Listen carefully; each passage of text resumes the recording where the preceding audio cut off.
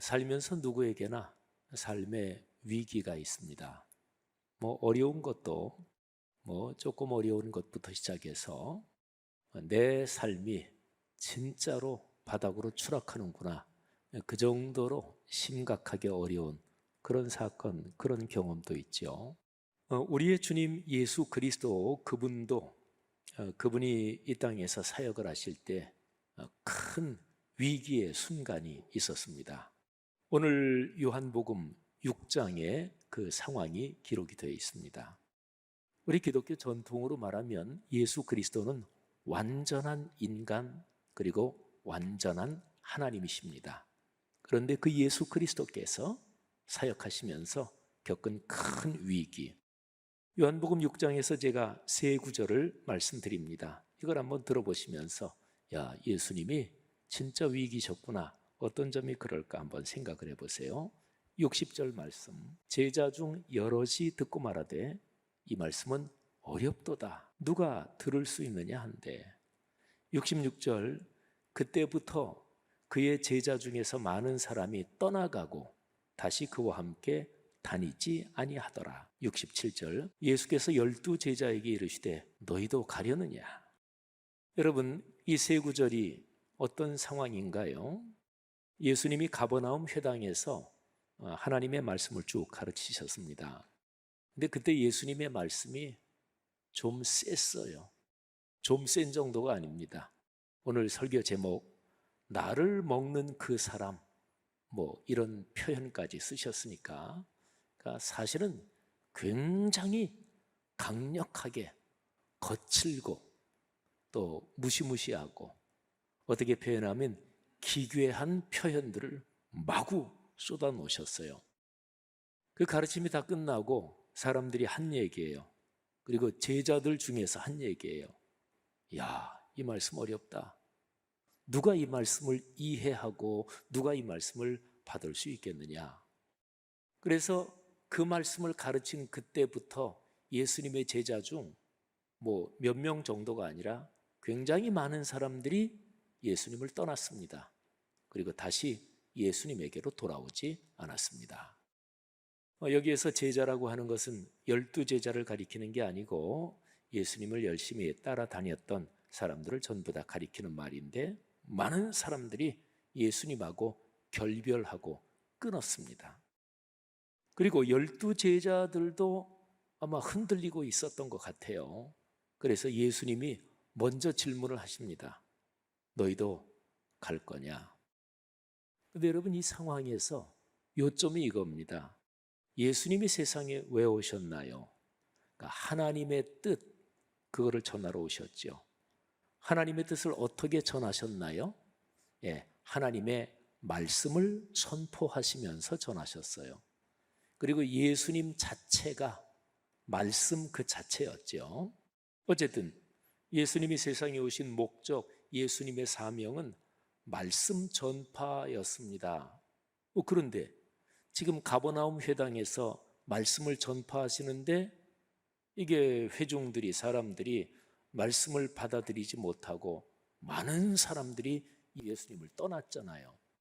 그러면 예수님이 세상에 오신 사명, 말씀 전파, 바로 여기에 심각한 문제가 지금 생긴 거잖아요. 그죠? 그러니까 예수님 사역에서 큰 위기다, 이렇게 볼 수 있는 거죠. 자, 이 상황 조금 더 한번 들여다보겠습니다. 오늘 설교 본문이 요한복음 6장인데요. 요한복음 6장은 이 초반 부분에 오병이어의 기적이 나옵니다. 그리고 이제 오병이어, 그게 이제 떡을 주시고 또 물고기도 나눠주시고, 말하자면 먹는 그런 사건이었으니까 예수님이 거기하고 연결하시면서 나를 먹는 그 사람, 오늘 설교 제목처럼 이렇게 쭉 연결되는 그런 얘기를 하시는 거예요. 그런데 요한복음 6장에 보면 이런 표현이 나옵니다. 내가 진실로 진실로 너희에게 이르노니. 이 표현은 요한복음에서 많이 나와요. 근데 6장에서만 4번이 나옵니다. 근데 이 표현에서 진실로 진실로, 그 우리말로 번역된 그 단어는 헬라어 원어로 말하면 아멘, 아멘 이런 뜻입니다.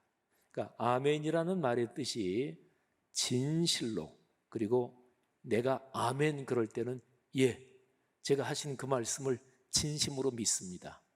또는 제가 온 힘을 다해 말씀하신 거기에 순종합니다. 예, 그렇습니다. 인정하고 거기에 내 삶 전체를 던지는, 그러니까 절대 긍정, 이 정도로 표현하면 좋을 것 같아요. 그 표현이 아멘입니다. 여러분, 내가 어떤 상황, 어떤 사실 또는 무엇에 대해서 아멘 이렇게 진심 어린 말로 입을 열어 얘기할 때, 고백할 때, 그때 하나님께서 역사하시고 그때 내 삶의 그 복이 이루어집니다. 여러분의 신앙생활에서 특별히 성경 말씀이 선포될 때 또는 하나님에 관한 어떤 얘기를 들을 때 어떨 땐 마음속으로, 어떨 땐 소리를 내서 아멘 하고 응답하는 그 의미가 늘 넉넉하기를 주의 이름으로 축복합니다. 그런데 요한복음 6장에서 내가 진실로 진실로 아멘, 아멘 너희에게 말한다, 이 표현이 4번 나온다고 말씀드렸는데 그중에 첫 번째는 오병이어의 기적, 그거하고 연관된 말이에요. 그리고 두 번째, 세 번째, 네 번째는 제가 오늘 설교에서 드리려고 하는 이 상황과 연관된 얘기입니다. 자, 그러면 요한복음 6장의 문맥을 살펴보되 진실로 진실로 너희에게 이르노니, 이 표현을 중심으로 한번 보겠습니다. 자, 이 표현이 두 번째로 나오는 구절 6장 32절을 한번 보십시오. 예수께서 이르시되 내가 진실로 진실로 너희에게 이르노니 모세가 너희에게 하늘로부터 떡을 준 것이 아니라 내 아버지께서 너희에게 하늘로부터 참떡을 주시나니. 여러분, 근데 이 구절이 그 당시 유대인들이 듣기에는 이거는 도발을 하는 거예요. 도발을 하고, 또는 더 좀 꼬집어서 얘기한다면 예수 저 사람이 신성 모독적인 발언을 하는구나, 이렇게 들을 수 있는 내용입니다. 자, 이유가 이렇습니다. 지금 예수님께서 구약시대에 이스라엘 민족이 광야 생활하면서 겪은 하늘의 만나를 먹은 사건을 지금 얘기를 하고 있어요. 근데 이스라엘 민족에게 구약시대 광야에서 만나를, 하나님이 내려주신 그 양식을 먹은 사건은 이스라엘 민족의 역사 경험으로는 아주 소중한 것이고, 이거는 절대적인 권위와 가치를 가진 것입니다. 그런데 이스라엘 민족에게 절대적인 이것을 예수님께서 지금 상대화시키고 계십니다. 상대화시키고 계셔요. 여러분이 굉장히 중요하다고 생각하는 어떤 거를 다른 사람이 하찮게 여기고 무시하면 그러면 싸움 나는 거죠. 그렇죠? 근데 이스라엘 민족이 무지무지하게 중요하게 생각하고 있는 광야의 만나 사건을 예수님이 상대화시키십니다. 아까 제가 읽어드린 그 32절에 예수님께서 이렇게 말씀하시죠. 너희가 모세 시대에, 모세가 광야 40년 우리 민족을 이끌 때 그때 하늘에서 내린 만나를 먹었는데 그거는 모세가 준 게 아니다, 하나님께서 주신 것이다. 요거는 무슨 화날 일이 아니에요. 그런데 하늘에 계신 내 아버지께서 너희에게 주시는 것이다. 여러분, 이 표현은 예수님이 하나님은 내 아버지다, 아주 구체적으로 이렇게 표현하는 거잖아요. 그리고 또 구약시대에 먹은 만나는 그거는 그냥 모형이다, 샘플로 보여주시는 거에 불과하다. 하늘에 계신 내 아버지께서 너희에게 하늘에서부터 참된 떡을 주신다. 그러니까 하나님께서 진짜 참된 떡을 주시기 전에 우리 민족의 역사에서 한번 그렇게 모형을, 샘플을 보여주신 거다, 이렇게 말씀하고 있는 거죠. 여러분, 이스라엘 민족이 듣기에는 이거는 엄청난 충격을 받을 얘기고, 말씀드린 대로 저거 신성 모독적인 표현이다, 우리 민족의 신앙을 모욕한다, 이렇게 들을 수 있는 표현이에요. 자, 그 다음에 그럼 또 하나 더 볼까요? 진실로 진실로 너희에게 이르노니, 그 다음에 나오는 표현 6장 47절 이하입니다. 들어보세요. 믿는 자는 영생을 가졌나니 내가 곧 생명의 떡이니라. 나는 하늘에서 내려온 살아있는 떡이니 사람이 이 떡을 먹으면 영생하리라. 내가 줄 떡은 곧 세상의 생명을 위한 내 살이니라 하시니라. 여러분, 이제부터 예수님께서 더 본격적으로 도발하십니다. 한번 그냥 시작말로 하면 따옴표 쳐서 예수님이 아예 사고를 치시기로 작심을 하신 것 같아요. 이제 그야말로 사고를 치십니다. 지금 여기에서 읽어드린 말씀에서 세 가지 내용이 그래요. 자, 첫 번째는 하나님 아버지께서, 내 아버지께서 하늘에서 내려주시는 참떡, 그게 나다, 이렇게 말씀하셔요. 내가 곧 생명의 떡이다. 근데 헬라어에서요, 내가 무엇이다 이렇게 하는 게 헬라어 동사로 에이미라고 발음합니다. 에이미. 근데 이게 한 단어 동사인데 나는 무엇이다. 근데 이 동사에 주어가 이미 들어가 있어요. 그러니까 주어를 안 써도 돼요. 에이미 그러면 나는 무엇이다. 떡이라는 말이 아르토스인데 그 떡 그러면 호 아르토스. 그러니까 에이미 호 아르토스 그러면 내가 그 떡이다 이런 뜻이 돼요. 그런데 나라는 것을 강조하려면 여기 주어를 명시적으로 아예 더 씁니다. 헬라어로 나 이런 단어가 우리 에고이즘 이런 얘기하죠. 에고 이게 헬라어로 나라는 뜻이에요. 나라는 주어죠. 근데 오늘 예수님께서 여기에서 말씀하신 것은 에고 에이미 호 아르토스, 그러니까 내가 바로 생명의 떡이다. 다른 사람 말고 여기 있는 너희에게 얘기하는, 예수님이 당신을 겸양의 표현으로 당신 자신을 표현할 때 인자, 사람의 아들 이렇게 표현하시는데, 인자, 내가 곧 생명의 떡이다.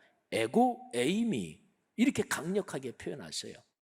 유대인들이 들을 때 이거는 엄청난 충격이었을 것입니다. 그 다음에 두 번째, 그 참떡이 내 살이다.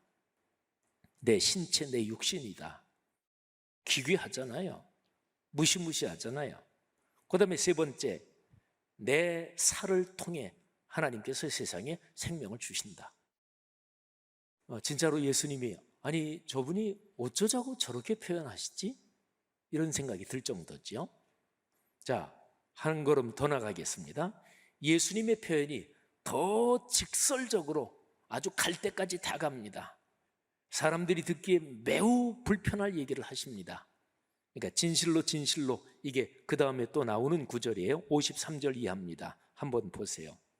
내가 진실로 진실로 너희에게 이르노니 인자의 살을, 내 살을 먹고 인자의 피를, 내 피를 마시지 아니하면 너희 속에 생명이 없느니라.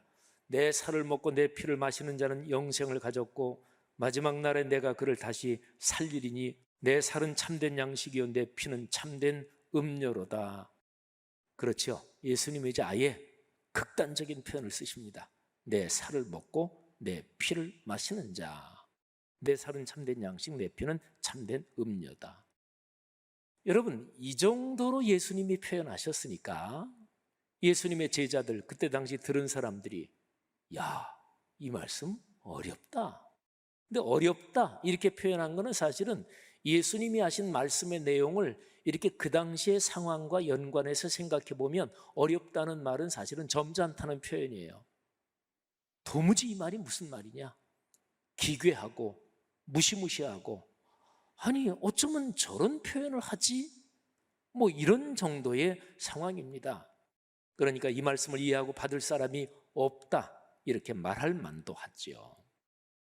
자, 여러분, 그런데 예수님께서 이런 말을 하시는 이유가 있습니다. 뭐 당연히 그렇겠죠. 그리고 내 살을 먹고 내 피를 마셔라, 이거는 비유적인 표현이죠. 직설법이 물론 아니겠죠. 이건 직설법이면 뭐 식인종 뭐 이런 상황이 되는 거잖아요. 그런데 예수님께서 이런 말씀을 극단적인 표현까지 써가면서 하시는 이유가 있습니다. 자, 이것도 6장에 나와요. 자, 그런데 56절, 57절을 제가 읽어드릴 텐데 여기에서 주목할 단어가 있습니다. 거한다, 거하다. 이 거자가 한자어인데 살 거자죠, 그죠? 그러니까 거한다, 너희가 내 안에 거하고 내가 너희 안에 거한다. 그러면 내가 너희 안에 살고 너희가 내 안에 산다. 같이 산다. 함께 산다. 동행한다. 이런 표현이죠. 자, 거한다는 표현을 주목하시면서 56절, 57절 말씀을 들어보십시오. 내 살을 먹고 내 피를 마시는 자는 내 안에 거하고 나도 그의 안에 거하나니 살아계신 아버지께서 나를 보내심에 내가 아버지로 말미암아 사는 것 같이 나를 먹는 그 사람, 오늘 설교 제목 여기에서 따왔어요. 나를 먹는 그 사람도 나로 말미암아 살리라. 자, 여러분, 거한다, 같이 산다, 이 단어는요 구원받는다 이거하고 똑같은 말이에요. 그러니까 구원받는다 이거를 좀 더 실제적인, 현상적인, 우리가 살아가는 실제 생활하고 연관되는 말로 하면 같이 산다, 거한다 이 표현이에요. 자, 구원받는다, 그게 실제적으로 구체적으로 뭘까요? 예를 들어서 여러분이 한 초등학교 1학년 여러분의 손주나 또는 여러분의 조카나 누구한테 구원받는다는 거를 초등학교 1학년짜리가 알게 한번 설명을 하실 수 있겠어요? 구원받는다, 그거는 실제 생활에서 구원받는다, 음식을 먹는다, 커피를 마신다, 자동차를 타고 간다, 이렇게 실제 생활에서 현상적으로 하는 어떤 거를 표현하는 단어는 아니에요. 그죠? 그리스도인이 하도 많이 들으니까 구원받는다 그러면 쉬운 얘기 같은데 초등학교 1학년짜리한테 설명을 하실 수 있겠어요? 쉽지 않습니다. 그러면 거한다, 이게 한자어로 되어 있어서 그런데 또 성경에 늘 그렇게 되어 있으니까 아까 제가 말씀드렸죠. 살 거자, 함께 산다. 그러니까 구원받는다로 쉽게 얘기하면 예수님이 나와 같이 사신다 그거예요. 자, 보세요. 성경에서 타락과 심판은 무엇입니까? 하나님 아버지로부터 쫓겨나는 거예요. 에덴 동산에서 쫓겨나는 거예요. 구원은 다시 에덴 동산 하나님 아버지의 품으로 가서 하나님 아버지와 같이 사는 거지요. 요한복음 15장 포도나무의 비유로 말씀하면 포도나무이신 주님께 꼭 붙어가지고 그분 손 꼭 붙잡고 걸어가는 것, 그게 바로 거한다, 함께 산다예요. 세상에서 제일 행복한 게 무엇일까요? 사랑하는 사람과 늘 같이 있는 것. 가장 사랑하는 사람하고 같이 사는 것, 인생의 가장 큰 행복입니다. 사랑하신 여러분, 자, 거한다, 이게 이제 그런 뜻이에요.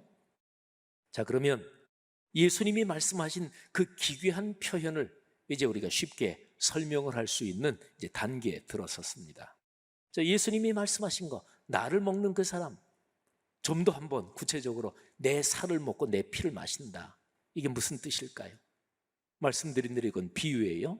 근데 요 표현을 하신 이유가 있는데 예수님은 세 가지 단어를 연결해서 구원의 진리를 가르쳐 주시려고 내 살을 먹어라, 내 피를 마셔라, 이 말씀을 하신 거예요. 자, 세 가지 단어. 첫째, 믿음. 두 번째, 말씀. 세 번째, 거함. 거함은 함께 산다, 이런 거라 그랬죠. 자, 믿음, 말씀, 거함. 이 세 가지 단어를 가지면 구원받은 게 뭔지, 구원받은 그리스도인이 어떻게 행복하게 복을 누리며 사는지 그게 아주 명백해져요. 한번 보세요. 자, 예수님께서 하신 말씀 중에서 요한복음 5장, 8장, 2장에서 6장 앞쪽 또 6장 조금 뒤에, 거기에서 이 세 가지 단어, 믿음, 말씀, 거함, 이 세 가지 단어가 나온 구절을 제가 두 군데 읽어드리겠습니다. 자, 5장 38절 예수님이 말씀하시는 거예요. 내 하늘 아버지께서 증언하시고 주시는 그 말씀이 너희 속에 거하지 아니하니, 왜냐하면 그 하나님 아버지께서 보내시니, 바로 예수님 자신이죠. 그 하나님 아버지께서 보내신 사람을 너희가 믿지 않기 때문이다. 자, 여기에 세 가지 단어가 나와요. 말씀, 거함, 그리고 믿음. 왜 그 당시에 유대인들, 그 사람들 속에 하나님의 말씀이 살아 움직이지 않았을까요? 하나님의 말씀이 거하지 않았을까요? 예수님을 믿지 않았기 때문에. 자, 두 번째 8장 31절입니다. 여기도 그 세 가지 단어를 주목하세요. 그러므로 예수께서 자기를 믿은 유대인들에게 이르시되, 말씀하시되, 자, 믿음이란 단어 나왔죠. 너희가 내 말에 거하면 참 내 제자가 되고. 진짜로 예수님을 따르는 사람들이 누굴까요? 진짜 예수님의 제자라고 할 만한 사람이 누굴까요? 세 가지가 있는 사람이에요. 예수님을 믿고 그래서 예수님의 말씀, 거기에 순종해서 사는 것, 말씀 안에 거하는 것, 이것입니다. 자, 그러면 제가 정리할게요. 예수님이 말씀하신 그 무시무시한 내용, 나를 먹는 그 사람, 내 살을 먹고 내 피를 마시는 그 사람, 이거를 구체적으로 이렇게 세 가지로 정리할 수 있어요. 첫째, 예수님을 구세주로 믿는다. 하나님의 아들 그리스도로 믿는다. 믿음이죠. 두 번째, 그렇게 믿는 사람에게 하나님이 주신 말씀, 66권 성경 말씀, 그게 들어오는 거예요. 그래서 그 말씀을 내 삶의 축복과 내 삶의 진리의 빛으로 신뢰하고 꽉 잡는 거예요. 말씀. 그리고 세 번째로 그 말씀을 꽉 잡으니까 그 말씀에서 나에게 가르치는 대로 이 말씀대로 순종하는 게 내 축복이고 내 삶의 행복이고 이게 귀한 거니까 그 말씀에 순종해서 사는 거죠. 그게 바로 그 말씀 안에 거하는 거. 그리고 이거를 다른 말로 말하면 예수님이 말씀 자신이니까 예수님의 말씀, 성경 말씀에 순종하는 거는 바로 예수님 안에서 살고 예수님도 내 안에 사시는 바로 이것입니다. 여러분, 우리 교회에서 요즘 한참 강조하는 그 표현으로 할까요? 첫째, 예수님을 나의 주님으로 명백하게 믿는 것. 두 번째, 그렇게 믿는 그리스도인은 말씀 묵상을 합니다. 말씀을 묵상합니다.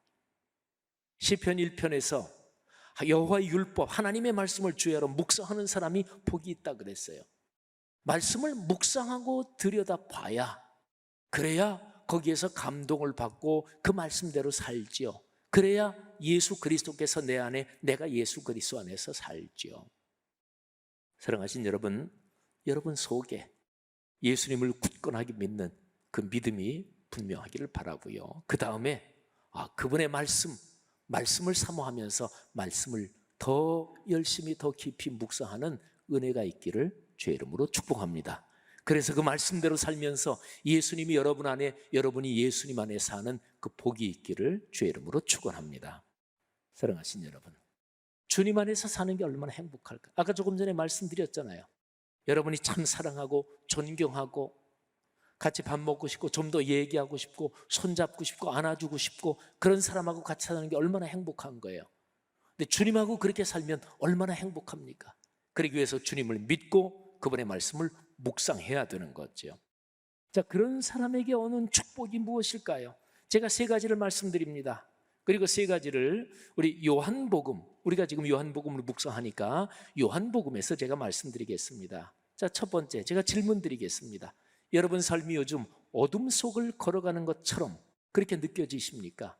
힘들다는 거죠. 요한복음 12장 46절, 거기에서 믿는다, 거한다, 이거를 같이 결합해서 이렇게 말씀하고 있습니다. 예수님께서 말씀하시는 거예요. 나는 빛으로 세상에 왔나니 무릇 나를 믿는 자로 어둠에 거하지 않게 하려 함이로라. 아멘. 예수님을 믿고 말씀을 묵상하며 걸어가는 사람은 어둠 속에 걸어가지 않습니다. 빛 가운데, 확신 가운데, 그리고 밝게 기뻐하며 인생을 삽니다. 그런 삶이 여러분의 것이 되시기를 축복합니다. 두 번째로, 지금 내 삶이 불안하다고 느끼고 계십니까? 요한복음 14장에서 불안에 떠는 제자들에게 주님께서 이렇게 말씀하십니다. 그는 진리의 영이라, 성령님을 말씀하는 거예요. 세상은 능히 그를 받지 못하나니 이는 그를 보지도 못하고 알지도 못함이라. 그러나 너희는 그를 아나니 그는, 성령 하나님은 너희와 함께 거하시며 또 너희 속에 계시겠습니다. 아멘. 성령 하나님이 우리와 같이 계시는 그 구체적인 메커니즘이 어떻게 되나요? 성령 하나님은 말씀을 기억나게 하시고 깨닫게 하십니다. 그리고 그 말씀대로 순종해서 살 수 있는 힘을 주십니다. 자, 마지막 한 가지 질문을 더 드릴까요? 미래가 불확실하다고 느끼십니까? 요한복음 15장 4절에서 주님께서 하시는 말씀을 들어보십시오. 내 안에 거하라. 나도 너희 안에 거하리라. 가지가 포도나무에 붙어 있지 아니하면 스스로 열매를 맺을 수 없음 같이 너희도 내 안에 있지 아니하면 그러하리라. 아멘. 여러분, 요한복음 15장의 그 아름다운 비유의 말씀, 내 안에 거하라. 나도 너희 안에 거하겠다. 나랑 같이 꼭 붙어 있자. 손 붙잡고 가자. 요한복음의 맥락에 따르면 그게 바로 나를 믿고 그리고 말씀을 묵상하며 삶의 여정을 걸어가자, 이런 메시지입니다. 성도 여러분들이요, 하나님의 말씀을 묵상하고 그 말씀을 붙들고 걸어가는 여러분의 삶에 하나님이 복을 주시는 것을 믿으시기를 바랍니다. 하나님은 당신의 말씀을 따르는 사람들 결코 실망시키신 적이 없으십니다. 2000년 기독교 역사가 증명하고, 그리고 창세 이후로 하나님을 믿었던 사람들의 삶이 증명합니다. 오늘 이후로 여러분이 걸어가는 삶이 또 그런 증언이 되는, 증거가 되는 삶이 되시기를 주의 이름으로 축원합니다.